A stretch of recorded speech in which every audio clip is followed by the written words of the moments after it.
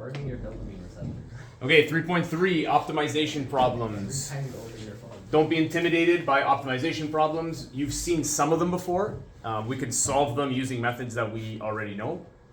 Except in 3.2 we learned extreme values. So while we have to find where the tangent is horizontal, those are turning points. Those could be maxes or mins. We also have to use the endpoints, which is going to be domain and range, just the domain, in order to plug it in to see if those are actually max and mins. So we'll start with an easy one. I mean, it's not that easy. It's three-dimensional. But a lot of these questions are a little tricky because you got to kind of draw the diagram. Okay, so drawing a good diagram is pretty key to understanding these questions.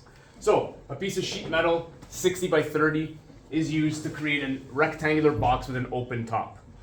So if you get a sheet of paper, okay, I've already cut these out, but this would be your sheet metal. Determine the dimensions that will give the box the largest possible volume. So it's saying that if you're cutting the corners out to make an open top box, that value that you're cutting out, you don't know. You want to know what value maximizes the volume, so we just call it x. I just cut out a square, x squared. The dimensions was x by x. So my diagram, when I'm drawing it, by the way, this is how you make an open top box, right? When you cut out those corners. And that's an open top box. Now, I don't know if this is too shallow of a box, maybe it needs to be deeper. That doesn't matter because the cut is x, it's not a value. So let's draw this little diagram out.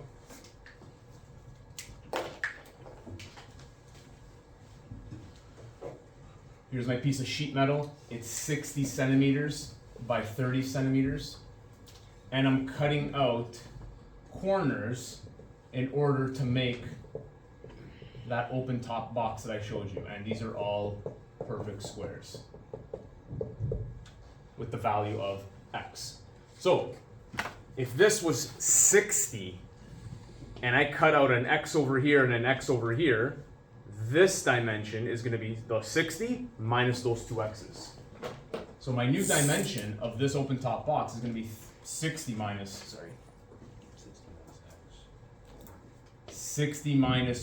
2x. There's two x's that I'm cutting out. And this dimension, I'll write over here, from here to here, is going to be 30 minus 2x. So if I'm talking about maximizing volume, my red marker gone forever, or my black one, volume is going to be volume equals length times width times height. I want to maximize my volume. Volume is length, 60 minus 2x, times width, 30 minus 2x. What's the height? X.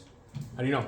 Because it's normal, like the way you drew it. Yeah, so that's like a tricky thing to understand over here because you have to go from 2 dimensions to 3 dimensions. So if you're in 2 dimensions, the height of the container is going to be the whatever size you cut out. The height is x because that's the size that I cut out. If I fold this up, coming out of the board, it's going to be x. So that last dimension, that tricky dimension, is x. Okay, so that's a big mistake alert over there. Mistake alert. Oh, there's a black marker. Okay, we also have to talk about domain and range because domain is going to be my endpoints. Like I can't cut out 0 because then I won't have a 3D shape, right? If I cut out 0, I got a piece of sheet metal, I'm not making a box. So I can't cut 0. So I know x has got to be greater than 0. So I'm going to put the domain here. I know it's got to be from 0. What's the biggest value it can be? X 60. Nope. Tiago? 15. Why 15? Because it's 15 times 2. Yeah, if I cut out 15 on both sides, like if this is 30 and I cut out 15 this way and 15 this way, this disappears. So I can't have 0. I can't cut out more than I have. So 15 would be my upper limit. Yeah, so if I cut out, if this was 0, I would have a sheet of paper and I wouldn't have a 3-dimensional shape. But because this length is 30, if I cut 15 this way and 15 this way, I lose that other dimension. That's gone too. You could also argue 30. I can't cut out 30, but like 15 is smaller than 30, so I'm going to use that one. Because for sure I can't cut out 15. 30 is included. 30 is definitely not part of this domain. The domain is like the 60 minus 2x part, right? Yeah. Whatever x values can exist is the domain. So now I know the two endpoints that I have to plug in at the end. At the end of what? At the end of finding the first derivative of this. So now if I find the first derivative of this and find when those horizontal tangents exist, I can use those values plus these values to see whatever the question is asking, maximum, minimum volume, whatever the case may be. Okay, so let's go. I can expand this to a 4x3 minus 180x squared plus 1800x. I'm skipping some steps there, just, I mean, you guys know how to expand. I'm not spending time there. And then Yeah. Okay. Now I'm going to find the first derivative, v prime, we can call it v prime at x, whatever, is going to be 12x squared minus 360x plus 1800. Okay, now I have to set this equal to 0, and I can factor out a 12. These are both multiples of 12, so I'm going to set this equal to 0, take out a 12. I could divide by 12, but I'm not going to do that right now. 360 divided by 12, 30.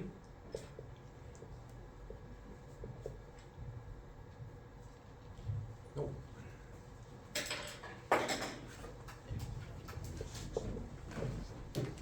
Okay, so here I am. I found the first derivative.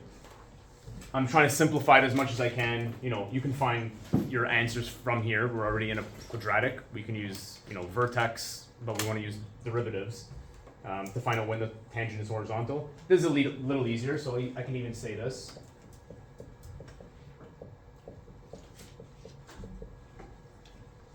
Okay, and now that's unfactorable, so I'm going to go here and quadratic formula it. Okay. Remember, in grade 10, we learned how to find the vertex. It's a parabola. We know how to find the vertex. I can use negative b over 2a if I want. Negative b over 2a. 30 over 2. 15. Doesn't make any sense. That's false. Let's see what quadratic formula tells us. It's like 23.6. Just so you didn't derive it, did you? You did. Oh, you did? Well, 'cause I did derive it, yeah. Over 2a, so over 2. So x is going to be 15 plus or minus 5 root 3. So x is either 23.7 or 6.3. Oh, because I'm trying to find the zeros, not the vertex of that. That would be when the second derivative is 0. Okay, so quadratic formula. I'm not going to talk too much about quadratic formula. Plug in your calculators, do your thing. This is obviously not possible because it is outside of my domain, so I reject. And 6.3 is a possible answer of when the tangent is horizontal, where it could be a max or a min. So now I gotta find v at 6.3. I gotta find v at 0. I gotta find v at 15. Okay? And I know a lot of the times you're gonna know that the endpoints aren't gonna be part of your answer, right? But we always want to analyze the endpoints to make sure that they're not greater than the max or less than the min. So if I plug in 6.3 into the original function, which is this is v at x, I get 5196. If I plug in 0, I get 0. And if I plug in 15, I get 0. That's how I got the domain. I kind of know that the dimensions would disappear and I'm going to get 0. You can even see that from here. 0 is a 0 and 15 is a 0. And so is 30. You know, so if you graph this, it would go through 0, 15, and 30. Because it's a cubic function. Okay, so therefore, determine the dimension that will give the box the largest possible volume. If x is 6.3, the dimensions I gotta find by plugging in to here. The dimensions to max volume are 6.3, what are we in, centimeters? Centimeters by what? 6.3 centimeters? Now I gotta plug it into here and here. So 60 minus 12.6, 47.4 centimeters by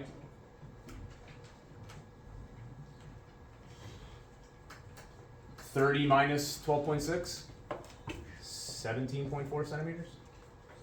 And this is how you state dimensions, right? Every single dimension. It's three-dimensional, so you have 3 dimensions. So then that equals 5,196, no? this times this times this definitely equals 5196 centimeters cubed. Yep, and that's the maximum volume you can create with this. So, right, so I probably have to cut it more so I could fold it higher. And we know maximization of shapes is the more equal all the dimensions are, the more volume is going to fit in there.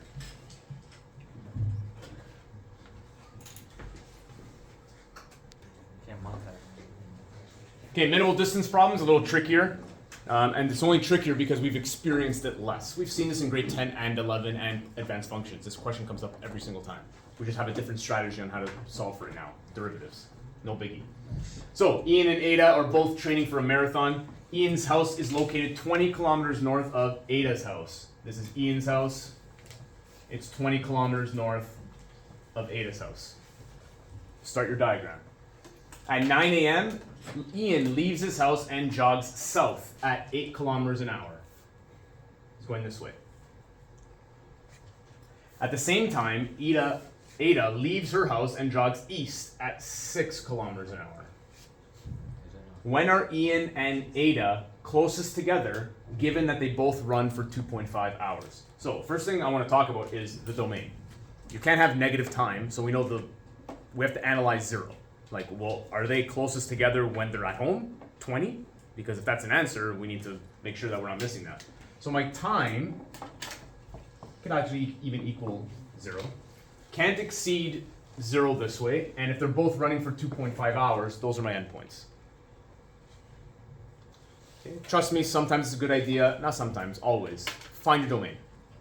Okay. If you want to wait for after the diagram, because sometimes it's clearer with a diagram to find your domain, do that too. So we want to know what this distance is. If this is where Ian is, and this is where Ada is, after who cares how long, after t time, we want to know this, whatever that letter is, the distance between them. The thing is, that distance is changing as these variables change. As that time variable that I don't know, just like that x cut, changes. So the diagram could actually be, well, I know that this entire thing is 20 kilometers.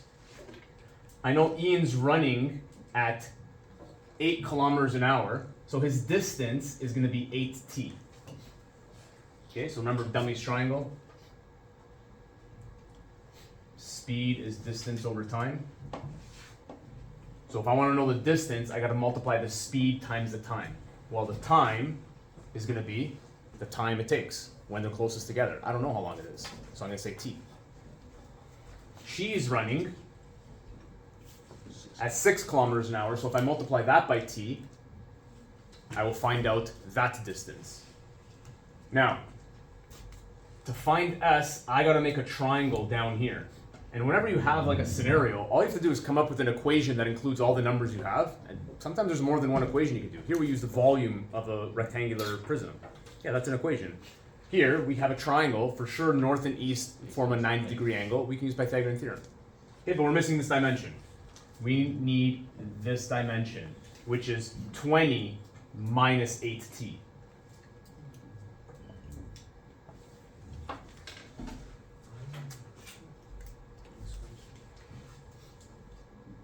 Okay, so now I can say that the s at t is just going to be equal to this Pythagorean theorem with the 20 minus 8t and 6t. So I can say it's the square root of 20 minus 8t squared plus 6t squared. So isn't that 0? What? 20 minus 8t? No? Why? I don't know what t is. Isn't t 2.5? No, that's the upper limit. That's the upper limit. 0 is the lower limit, 2.5 is the upper limit. They might be closest together between 0 and 2.5. We just know that they're running for 2.5. Okay, but that's good that you notice that plugging in 2.5 already gives me a 0 there. Right? Because eventually they're either going to be at home or after 2.5 hours that distance apart from each other. So I have to fix this up a bit. So S at t, expand and include that 36t. Distance.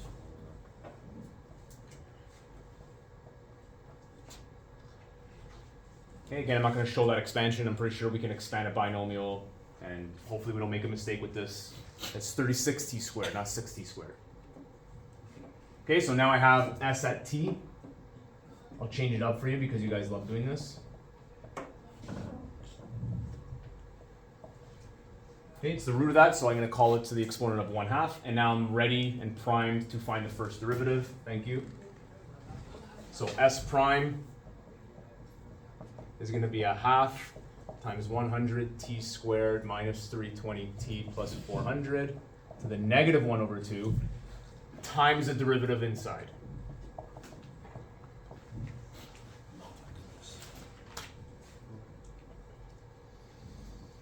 Okay, I can find half of those numbers if I want to simplify a little bit. Sometimes we don't have to simplify, but I love simplifying. So this could just be 100t minus 180. Okay, I forgot the negative half. And yes, you can even factor this so it's a little easier to understand that 0. Okay, let's just change it so it's a fraction, and I'll explain why. What can I take out of there? 100. I'll just can't take out 100. It's not part of 180. That's the only exception. Okay, so I changed it like this because I want you to understand that anything that's happening down here is not a 0, right? Those are like asymptotes of some sort, right? If we set this equal to 0, we can just multiply by that disaster down there. The only thing we care about is the numerator. Zeros are only part of the numerator. Okay, give me a sec. So 0, I want to know that. This is the key. This is what I want to know. Oh, is that what you guys are raising your hand for? Yeah, 20. That's 160? No, I'm asking, did you just multiply the 1/2 into the bracket on the side? Yep, I found half of that. I got rid of the half. Yep. Okay, so now I'm going to go up here. Solve for t. Bring this 160 over, divide by 100. So t is 160 over 100. T is 16 over 10, or 8 over 5. Talking about time, so I can change it to 1.6. And that is the location of my horizontal tangent. So I have to see where are they closest together, at 0, at 1.6, or at 2.5. So now I can plug all those in. S at 0, S at 1.6, S at 2.5. So if I plug in 1.6, what do I get?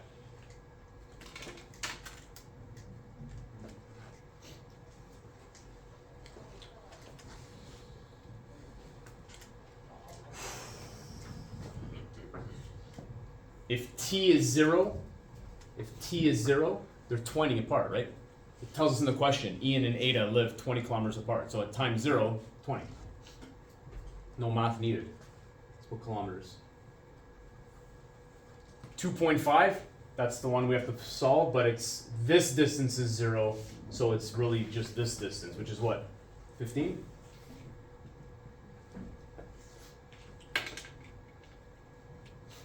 Okay, so after 2.5 hours, they're going to be 15 kilometers from each other. When they start, they're 20 kilometers from each other, but at that 1.6, they're 12 kilometers from each other.